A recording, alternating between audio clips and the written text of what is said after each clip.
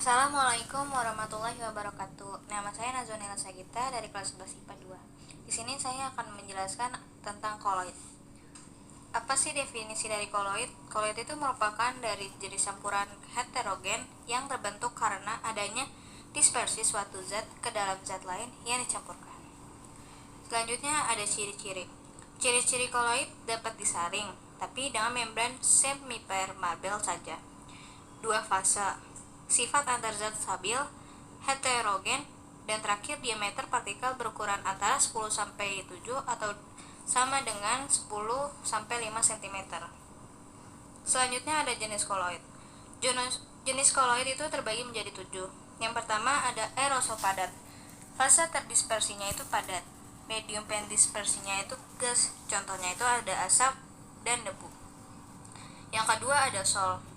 Fase dispersinya itu padat, medium pendispersinya itu cair, contohnya ada agar-agar, dan ada juga sol padat. Fase terdispersinya dan medium pendispersinya sama-sama padat, yang contohnya itu ada kaca berwarna.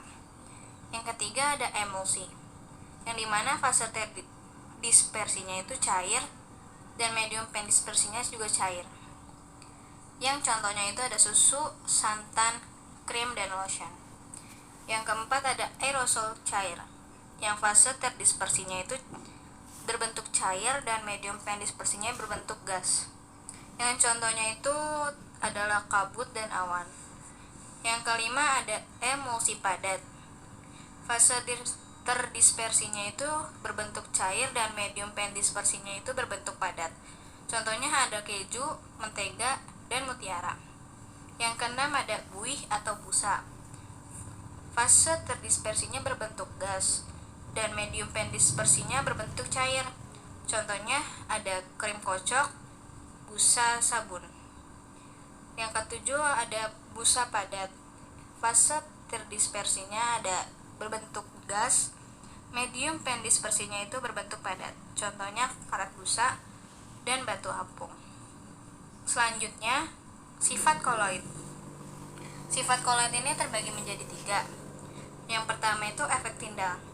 Efek Tyndall yaitu cahaya yang berhamburan oleh partikel koloid, di mana partikel larutan berukuran lebih kecil daripada partikel koloid. Oleh karena itu, berkas cahaya dapat dihamburkan.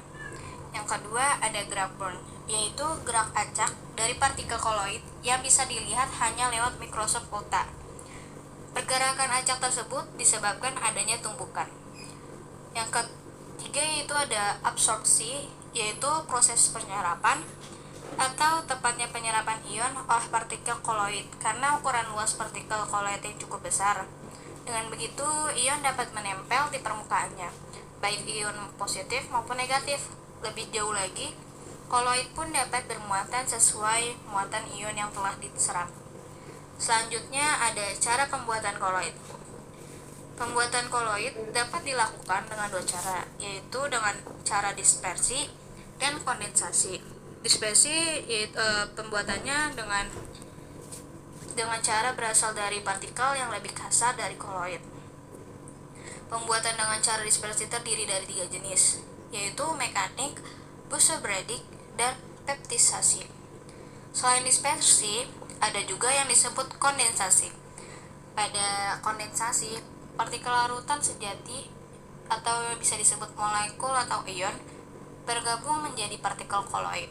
Cara ini dapat dilakukan dengan reaksi-reaksi kimia seperti reaksi redoks, hidrolisis, dan dekomposisi rangkap atau pergantian pelarut. Contohnya ini seperti di gambar.